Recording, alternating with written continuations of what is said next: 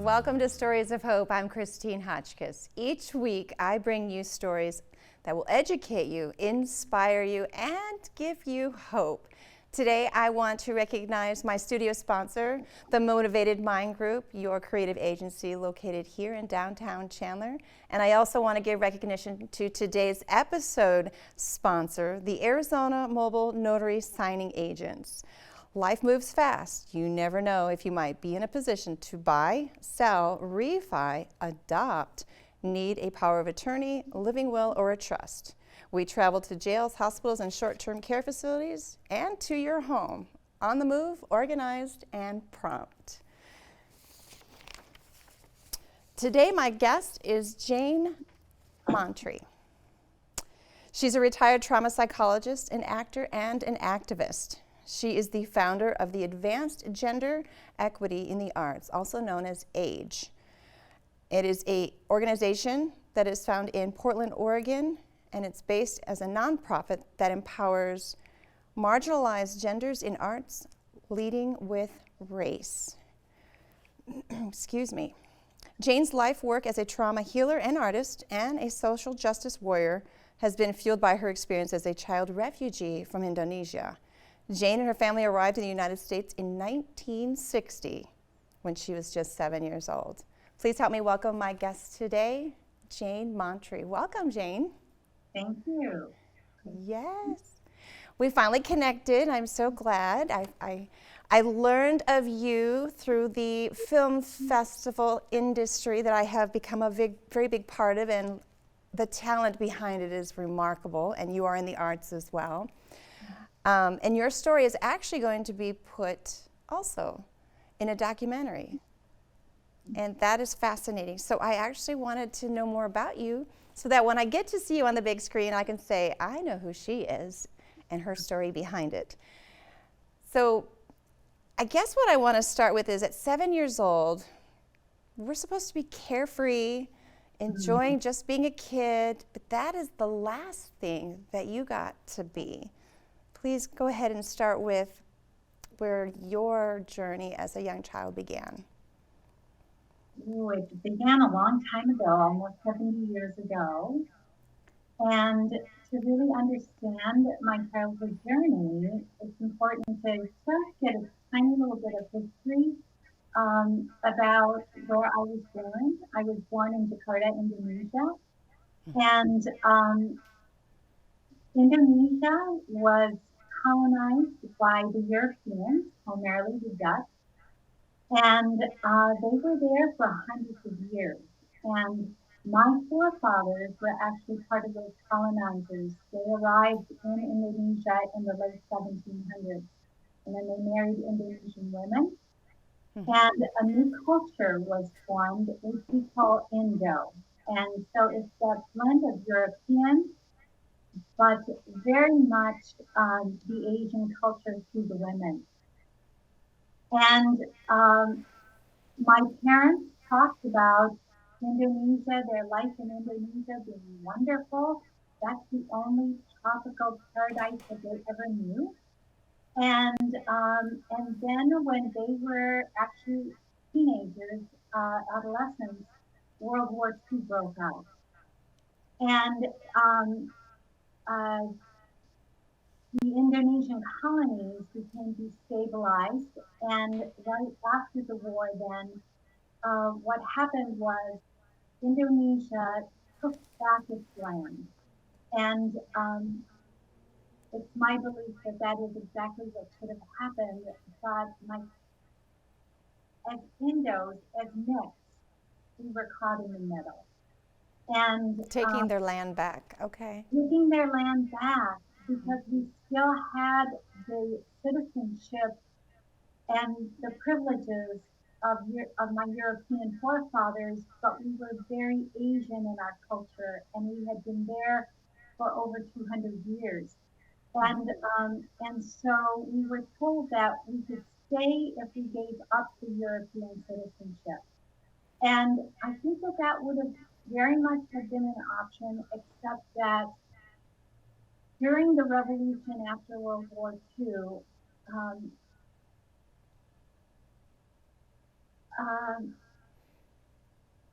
my aunt, my father's sister, Mm-hmm. was on a train on her way home, and the train was stopped by Indonesian militants, and they took the passengers off the train and murdered them. Murdered them. Is that what you just said? Murdered them, yes. My aunt was raped and decapitated. Um, Oh my. and it was, words cannot express the devastation, but it was devastation upon devastation. It was, when this happened, my father had been released after 4 years during World War II. Mm-hmm. My mother had lost both her parents. My father had lost his brother, who had lost his father, and now this happened to his sister. And so my father said, "We have to go." And by this time, it was around the time of my birth, and my father said, "We have to get to safety, and we are going to America." He did not want to go to the Netherlands because he had experienced a lot of racism as Mm-hmm. an Indo in Indonesia, and he did not Mm-hmm. want to go to the Netherlands. And so he said, "We're going to America," and he named me Jane. And he said, you know, "That's where we're going to go." But it was the 1950s, and there was an Asian ban. Mm-hmm. And the United States wasn't letting refugees from Indonesia or from anywhere in Asia into the country. And so my father tried for years, actually. He tried prior to my birth, and he continued to try. And then when I was about a year and a half old, he finally said, "We have to get out of this country." And so the only option was to go to the Netherlands. And he said, "I'm going to wait there," because he thought that maybe getting to Europe would be a stepping stone to getting to the United States. Now I And have to ask you, yes, you're talking about going to the Netherlands, and leaving your own country. right? Is this something that you had to flee to Yes. do, or wait, you did? Well, Can you? we did. It was an exodus. And what happened is that it was about a 10-year exodus. And during that time, there were uprisings, and villages would just be attacked by by Indonesian militants, and they would murder uh, the Europeans and anyone who had European ancestry, and so there was a lot of unrest, and it wasn't safe, and um, and so uh, we got on a ship and went to the Netherlands. I don't recall. I don't recall that trip. I was only a year and a half old. Mm-hmm. Um, but we were one of 300,000 families who fled and went to the Netherlands. Netherlands is a teeny tiny country, and it's very overcrowded. And So I wanted to interrupt you here for a yes, second here. When I think of the things that you're going through or had gone through at such a young age, this was what you said, the years of the 60s, before this, 1960s. This is the 1960s, 1950s. The 1950s. 50s, 50s. Wow. Yeah. When I think about the history that I learned in school, these were not the things that I recall Mhm. learning. This was more like histories from 1800s versus 1900s and what you're actually living. And I'm in my own country living with my own stuff, as all of us do, with the ability to have media, to be connected to what's going on. I never knew any of that was going on, and yet we have our days where we think our days are bad and we're having a tough time going through what we're going through. And here you and your family and other individuals and their families are losing loved ones by, like you said, being murdered by the hundreds, having to flee a place that you're supposed to call home in your country, and then you have to go somewhere you're not even sure where you're going to start all over, even know how to start all over, and you're just a kid. I can only imagine what your parents had to go through. Right. And it was also, we were used to the tropics, and Mm-hmm. The Netherlands is very much like the Pacific Northwest, with maybe a little bit more, a little bit colder, uh, Hmm. but it's very, very cold as compared to the tropics. And my parents did not want to be there, and the Dutch people didn't want us there either. And so it wasn't a welcoming experience. It was a very difficult experience. We had Dutch citizenship though, and because we had Dutch citizenship, and many of the Indos did, the Dutch government was required to provide us with housing and jobs, and so we weren't houseless or homeless. That Okay. was the good part. But Can I ask, well, can I ask, when you talked about housing, because I had another guest who was a refugee from a different place in an earlier year, like in the 90s. I'm getting completely educated on stuff that's outside of my own country, which is why I like to do what I do.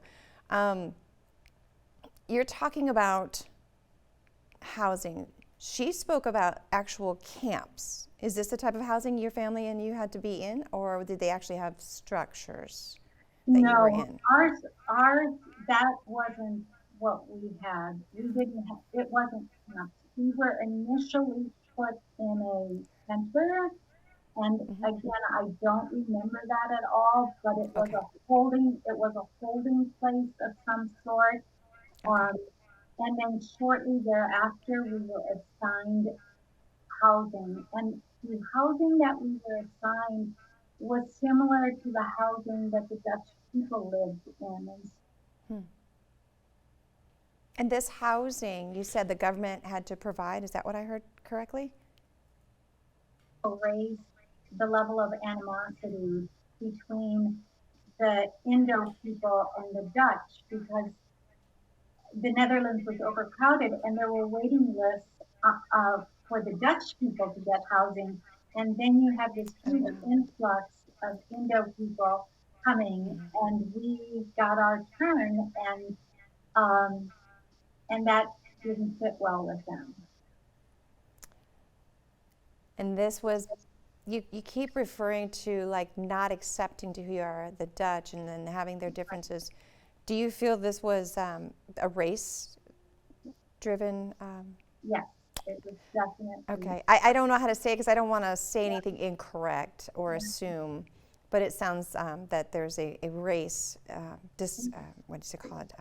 It was racism. Yeah, It was it is. I racism. mean, Yes. we have our version of what we say is racism here in the States. As you know, you live here, but it's one of those Mhm. different definitions. And when you're in this race that you're in, there's a division. Right. And I told someone not too long ago, if we all were not able to see with our eyes, we Mhm. wouldn't have any judgments because there wouldn't be anything we could see to say you're different than me. And that's what this sounds like, even though that's what's going on. So moving forward, Mhm. you guys came to the United States in the Well, 1960s, no? so what happened was, as soon as we arrived in the Netherlands, my father set out to try to get to the United States.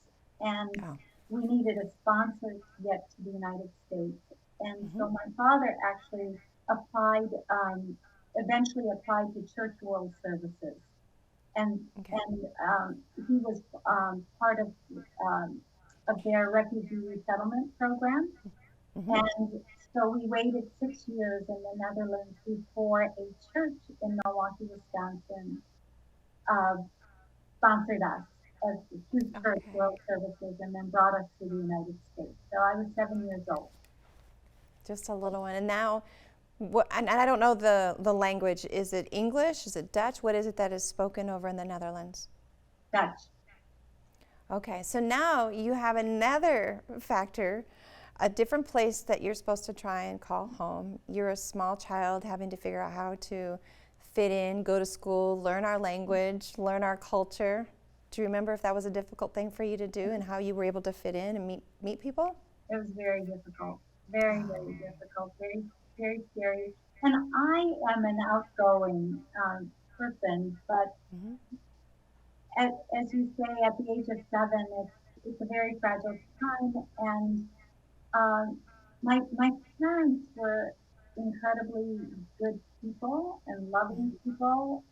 They were also well educated people, um, but they had layers and layers and layers of trauma.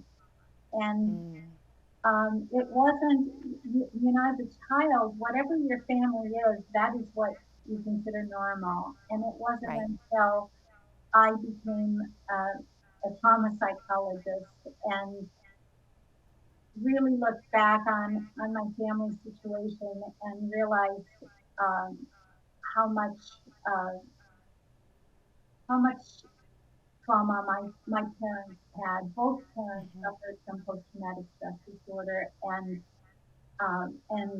even though my father never missed a day of work, he suffered from horrible nightmares that woke him up, and he was even injured uh, at one point because of waking up in the middle of the night so disoriented with flashbacks of his lot of the trauma that he had experienced. My mother also had post traumatic stress and severe depression, and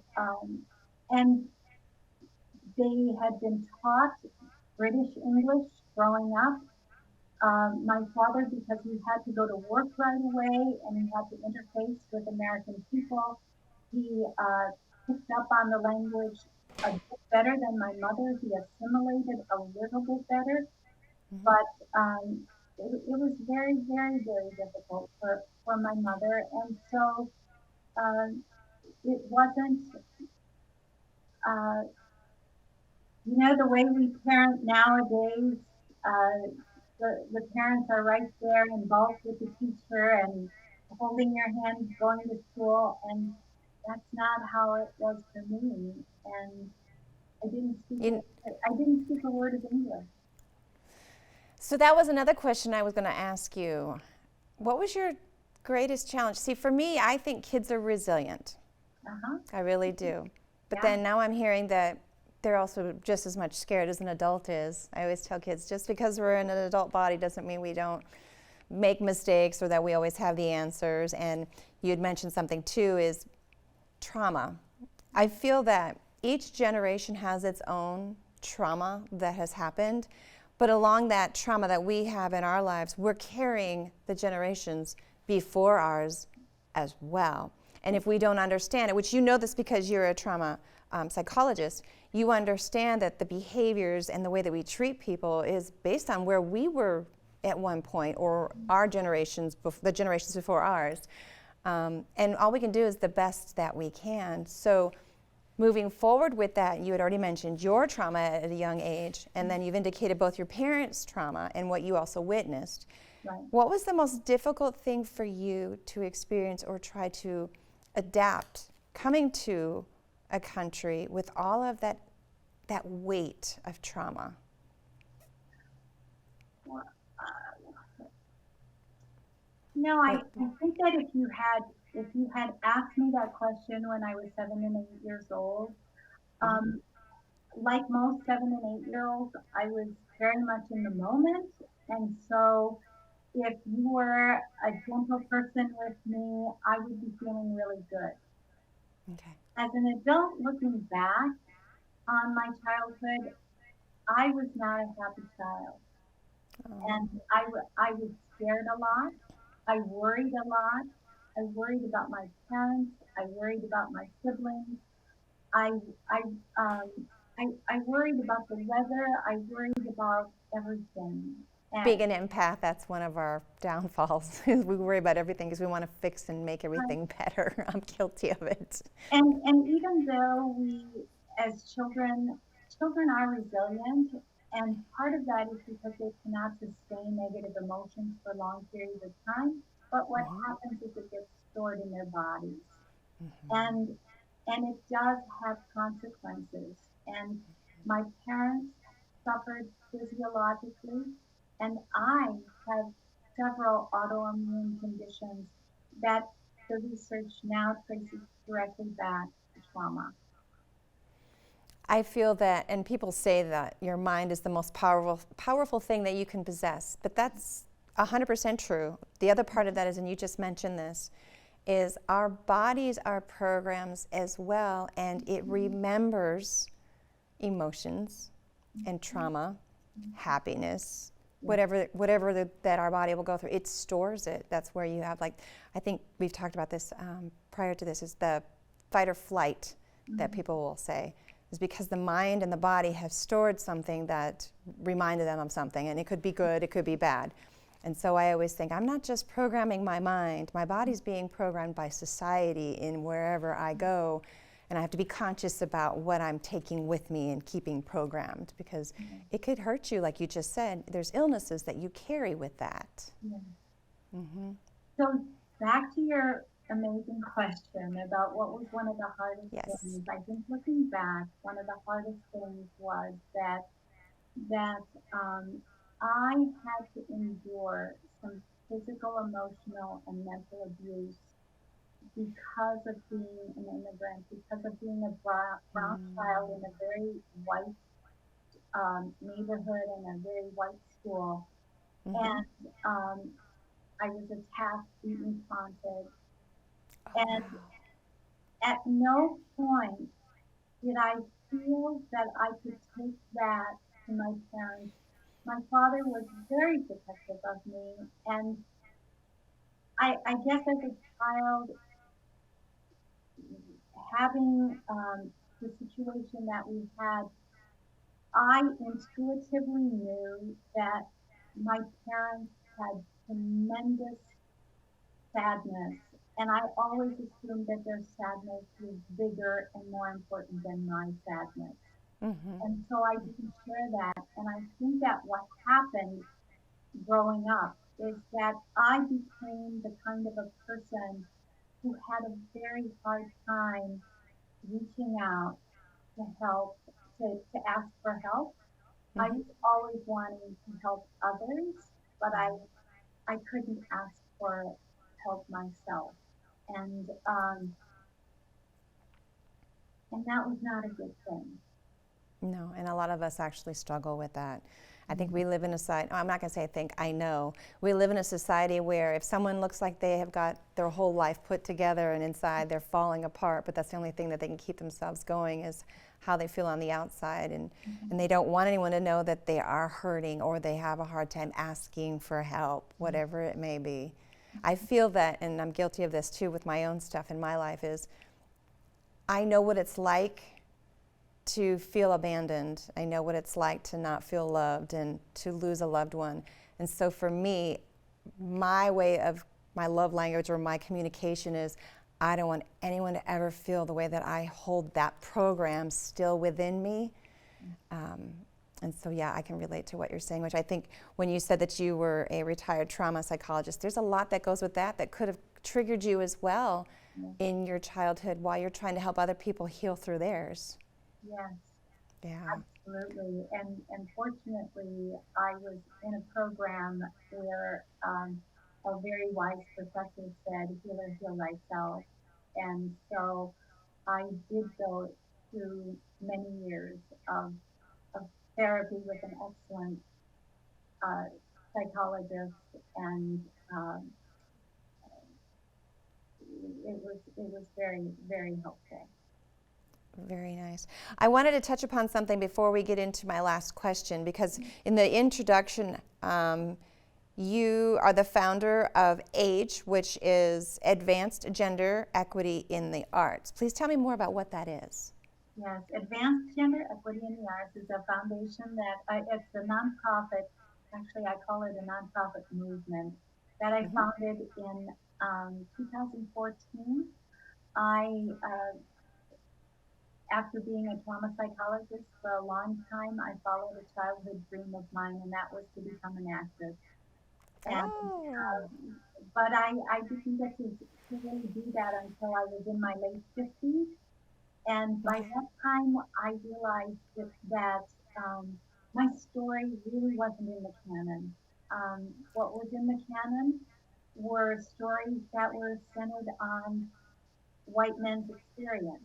It was They were written, produced, directed, and cast through the lens of the white man.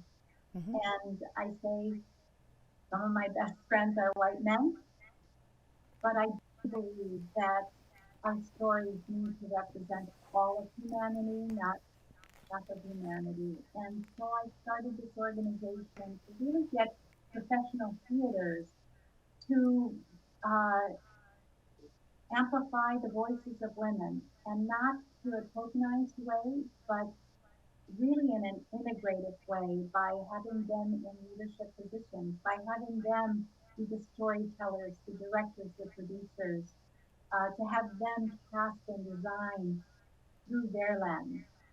And so that is what I did, and it's been very, very rewarding.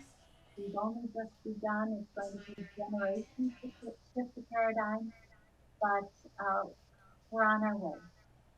You know, I have to mention, because I kind of laughed knowing this part of what you just said, and that is we do all have a story. That's why I enjoy doing what I'm doing. But I never looked at films the same way I did once I got involved this last 4 years in the film festival. I started out as just attending one because someone was being recognized for something. Then I became a volunteer. Then I started paying more attention to the films that I started doing the Q&As, because now I was like, wait a minute. There's a reason why this was created. It's not like your action and your romance ones. These are actual stories of people's lives that impact others if that message is received by that person that's needing to hear it, right? Yes. Yes. And you saying you wanted to be an actress, Yes. back, you know, and you said, what was the age that you wanted to become an actress or did become an actress?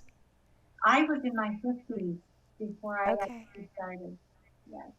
Some of the things we didn't think we were going to do, and now we're doing them because life has given us an opportunity to share more about who we are and the talent we didn't even know we had. Right. Right. So how does this organization that you have here, it says it empowers, but where is it empowering? Who is your audience that you're empowering? And what we are doing is really focusing our resources on the most vulnerable communities, and those communities are uh, women of color and non-binary people over the age of 40.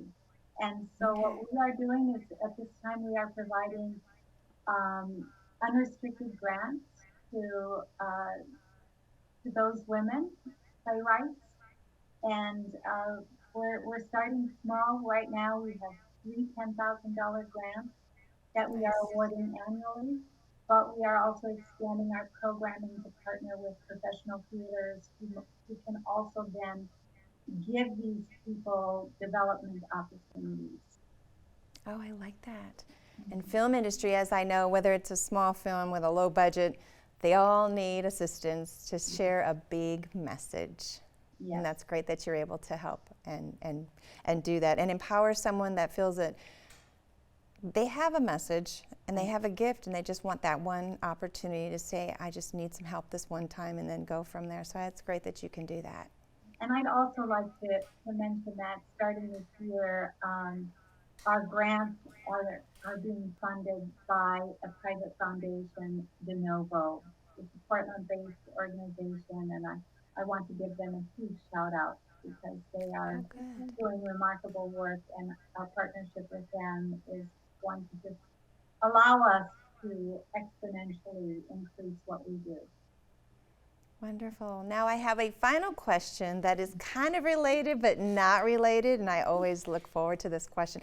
Not that I don't enjoy my entire interviews with all of my guests, because I'm a changed person after each individual I sit down with. But if I only had one question to ask someone to come to the conclusion of who they are or an idea of who they may be, it would be this question. You ready? I'm ready.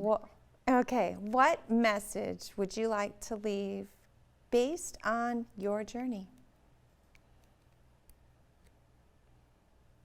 Oh, that's a hard one. The message I would like to leave Okay. um, is what I learned from the airlines, and that is always apply your own oxygen mask before helping others. I feel that that's Mm. so important. And whether Mhm. you are 2 years old, 3 years old, or 85 years old, Mhm. love yourself, make sure that you are fed and nurtured, not just physically, but spiritually and emotionally, um, before extending your heart to anyone else. Very important. Some people feel that if they find someone else to fix that broken heart or expand that heart, will make them a better feeling or have a better feeling or be a better person. And in fact, it starts with us, like you said, put your own oxygen mask on first so that you can breathe, to help someone else, to show them how to breathe if they're having a hard time. I love that. Thank you. And your information has been provided underneath your name throughout this interview. Was there anything that I did not ask that you want to make sure that is out there? I'd like to give a thank you to Brenda Foley, who is the one who connected me with you, and who is the producer Yes. for the documentary Sea Flame Run. Yes, definitely. I love that she connected us together. And I met her through the film festival here in Chandler in January. And then she was an extra in a film that I got to be a small little extra along with some other ladies. So it was really interesting how it all tied in.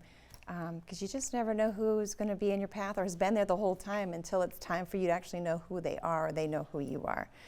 Thank you for your time today, sharing your journey and your knowledge and your wisdom. Thank you, Christine, for all you do. Yes, thank you. I want to say thank you to my studio sponsor once again, the Motivated Mind Group, your creative agency located here in downtown Chandler. And today's episode sponsor is Arizona Mobile Notary Signing Agents. Life moves fast. You never know if you might have to be in a position to buy, sell, refi, adopt, need a power of attorney, living will, or a trust. And they'll travel to you. They're prompt, organized, and on the move. Thank you again. If you have a story you want to share, know someone who has a story, or you're a nonprofit organization making a difference in the community, please email me to the address of stories@christinehotchkiss.com. Until next time, everyone, I wish you well, and you take care.